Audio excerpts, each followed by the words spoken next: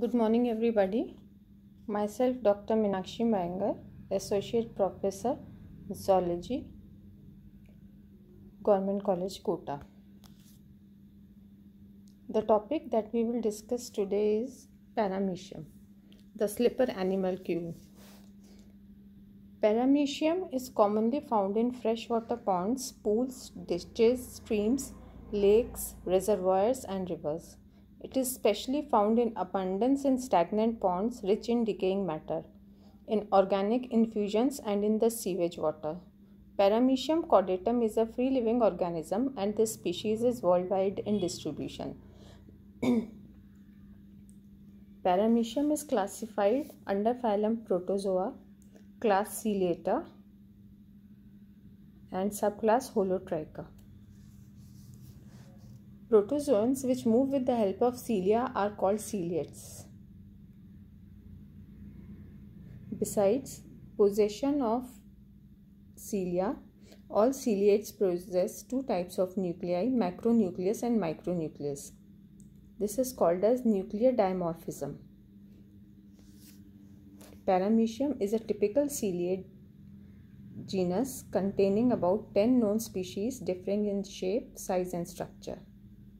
The largest species, P. chordatum, has a single comparatively large and compact micronucleus with chromatin material scattered throughout the nucleoplasm. It occurs widely and abundantly. Paramecium chordatum is one of the most common species of Paramecium, having worldwide distribution. Size and shape of Paramecium. Paramecium is a microscopic organism and visible to the naked eye as a minute elongated body. It appears light grey or white, measuring commonly between 170 to 290 microns in length and may attain a length of 300 to 350 microns. Paramecium chordatum looks like the sole of a slipper or shoe, hence the animal is commonly known as slipper animal cube. It is 4 times as long as broad and somewhat cylindrical with distinctly different ends. The forward moving anterior part is slender with a blunt or rounded end, while the posterior end is somewhat pointed or cone shaped. The widest part of the organism is just below the middle. The body of the animal is asymmetrical in form, showing a well-defined oral or ventral surface and an arboreal or dorsal one. The body is covered by a thin, double-layered, elastic and firm pellicle made of gelatin. The pellicle holds the shape of the animal but is elastic enough to permit contractions. The pellicle has double membrane. The outer membrane is continuous with the cilia and the inner membrane with the ectoplasm. Under the higher magnification of microscope, pellicle shows rectangular or hexagonal depressions on its surface. This is a diagram of Paramecium showing pellicle, cilia, anterior contractile vacuole, food vacuole, macronucleus, posterior contractile vacuole, radial canals, caudal tuft, cytopage, cytopharynx, cytosome, vestibule, oral groove, micronucleus, endoplasm, ectoplasm, and trichocysts. Paramecium on the ventral surface has ridges that converge in front and behind towards a preoral and postoral aperture. Each hexagonal depression is perforated by a central aperture through which a single cilium emerges out. The anterior and posterior margins of hexagonal depressions bear the openings of trichocysts. The electron microscopic study of pellicle has revealed that the hexagonal depressions correspond to regular series of cavities, the alveoli. All alveoli collectively form a continuous alveolar layer, which is delimited by an outer alveolar and inner alveolar membranes. The outer layer lies in close contact beneath the outer cell membrane. Therefore, pellicle includes outer cell membrane, outer alveolar membrane and inner alveolar membrane.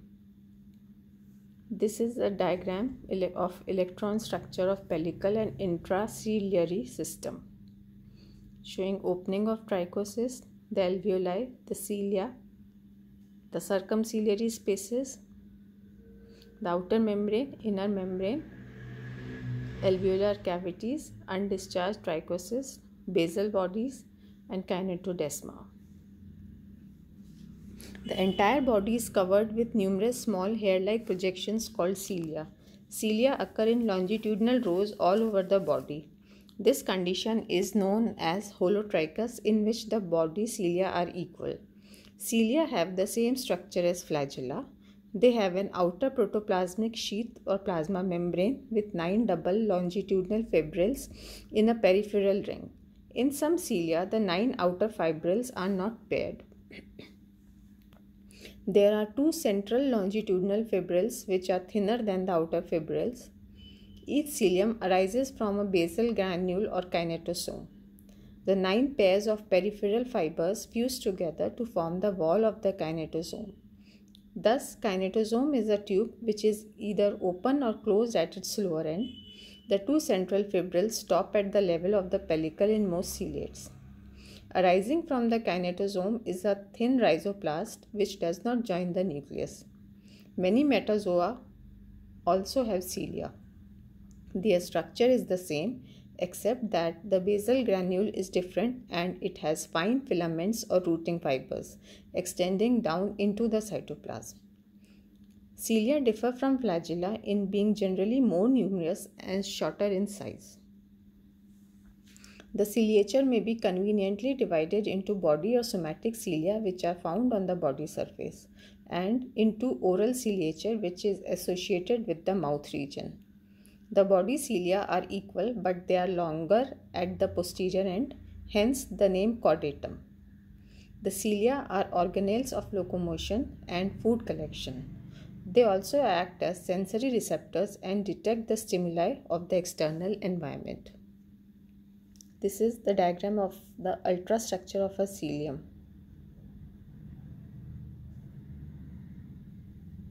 The cilia and flagella have a fibrillar composition. At the base of the cilium has the diameter of about 0.2 micron or 2000 angstrom, which may be up to 10 microns above the cell surface.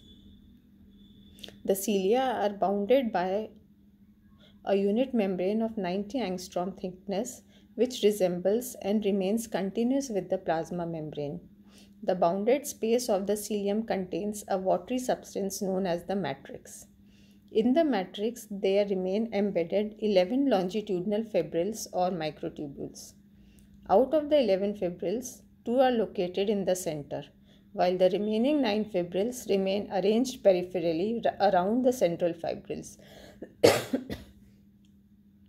Each of the 9 outer fibrils is 360 angstrom in diameter and composed of 2 subfibrils of 180 to 250 angstrom diameter. The subfibril A is slightly larger than the subfibril B. The subfibril A gives out 2 thick projections or arms from its one side. The arms of the subfibril A of all the outer fibrils remain directed in clockwise direction. Further, the subfibril A occurs more closely to the center of the cilium than the subfibril B. Both the subfibrils have a common wall of 50 angstrom thickness. The 2 central fibrils do not have paired subfibrils like the peripheral 9 fibrils, but each contains only a single tubule. Each central fibril has a diameter of about 250 angstroms and is composed of 60 angstrom thick wall. Both the central fibrils remain separated by a space of 350 angstrom and remain enveloped in a common sheath. The sheath of the central fibrils gives out 9 radially oriented links or spokes to each subfibril A. The high-resolution electron microscopy reveals that each of the peripheral and central fibers of the cilia and flagella is composed of 10 to 12 filaments of 40 angstrom thickness. Each filament is beaded. Each bead remains arranged in the lattices of 40 by 50 angstroms in the plane of the wall of the tubule. These beads are considered as the basic subunit of the tubule structure. Infraciliary system is located just below the pellicular alveoli. It consists of the kinetosome or basal body and kinetodesma. The cilia arise from kinetosomes, and from each kinetosome arise a delicate cytoplasmic fibril called kinetodesma. Lying below the pellicle slightly to the right but joined to all kinetosomes of one longitudinal row is a longitudinal bundle of several kinetodesmata. A kinetodesmata of each kinetosome extends for a distance anteriorly into its own bundle of kinetodesmata. A longitudinal row of kinetosomes with their kinetodesmata forms a longitudinal unit called a kinety. All the kinetes or kinetia make the infraciliary system of a ciliate. The kinetia lie in the cortex below the pellicle. Their number is fairly constant for each cilia. The infraciliary system controls and coordinates the movements of the cilia, and it brings about formation of organelles in cell division. Example, some kinetia form the mouth.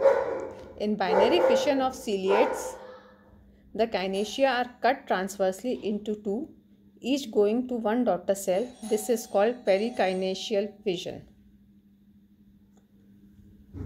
Oral groove and cytopage. On the ventrolateral side is a large oblique shallow depression called oral groove or peristome, which gives the animal an asymmetrical appearance.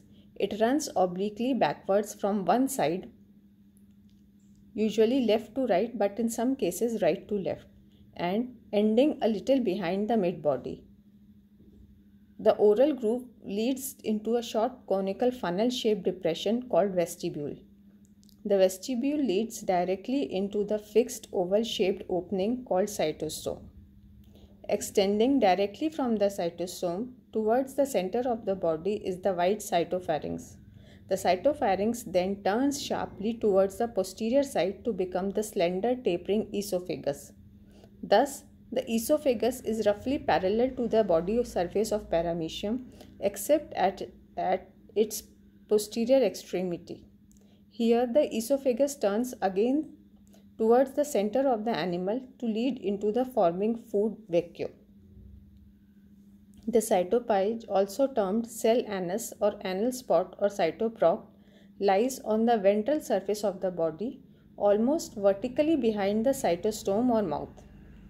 Undigested food particles are eliminated through the cytopage. The ciliation of cytopharynx is very complicated. 4 rows.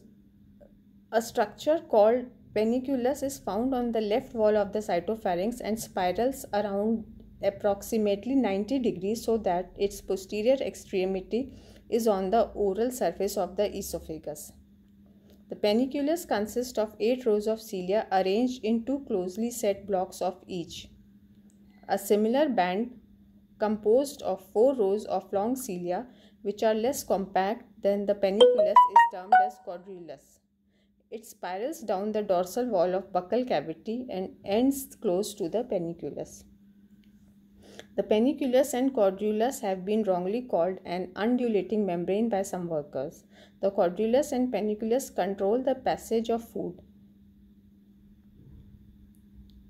It is not known how cilia work. Probably their fibrils contract in rhythmic ways which cause bending. Gillet pointed out that the function of panniculus is the forcing of food elements into the body. This diagram shows a TS of a cilium showing central fibrils, outer fibrils, inner arm, outer arm, subfiber A, subfiber B. The cytoplasm is differentiated into a narrow external or cortical zone called the ectoplasm and a larger internal or medullary region called the endoplasm. The ectoplasm is a permanent part of the body, strikingly delimited from the endoplasm. Ectoplasm forms a firm, clear, thin and dense outer layer. It contains the trichocyst, cilia and fibrillar structures and is bounded externally by a covering called pellicle. Embedded in the ectoplasm at right angles to the surface are small spindle-shaped bags called trichocysts. A small spot on each anterior and posterior margin of the bags of the hexagon marks the position of a trichocyst. They are filled with a refractive dense fluid having a swelling substance. At the outer end is a conical head or spike. The trichocysts lie perpendicular in the ectoplasm. They open by small pores on the ridges of the hexagonal areas of the pellicle. They arise from kinetosomes of cilia, then migrate and locate themselves at equally distance in the endoplasm. When the animal is irritated, the trichocysts are discharged as long sticky threads. A discharged trichocyst has an opaque spike-like inverted nail and a long striated shaft, but the shaft is not seen in the undischarged state and is probably formed during discharge. The function of trichocysts is uncertain, but they are discharged as a reaction to local contacts and injury. They may serve as organelles of defense. But this is uncertain because the trichocysts are ineffective against Didymium, the chief predator on Paramecium. They may be for fixing the animal to a spot during feeding. In some ciliates, the trichocysts act as organelles of offense. After trichocysts are discharged, regenerated from kinetosomes. This is a diagram of a trichocyst.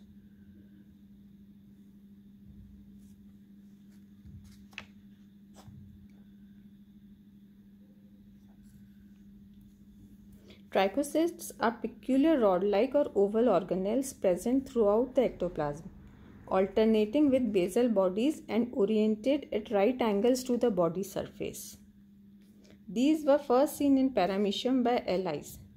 They are very small in size and consist of an elongated shaft and a terminal pointed tip called the spike or barb, which can be seen in this diagram, and it is covered by a cap. The matrix of shaft consists of a dense mass of a fibrous protein called trichinine. Its fibers remain condensed, forming a cross-striated latticework. Functions of trichocysts is not well known. It is believed that they discharge and anchor the animal to a firm substratum when it feeds upon bacteria. Discharge of a trichocyst is triggered by mechanical, chemical, or electrical stimulation. It occurs in a span of a few milliseconds. When fully discharged, the shaft becomes a long cross-striated rod and measures about 40 microns in length. It is believed that the discharge process consists of an unfolding of the lattice of trichinine fibers.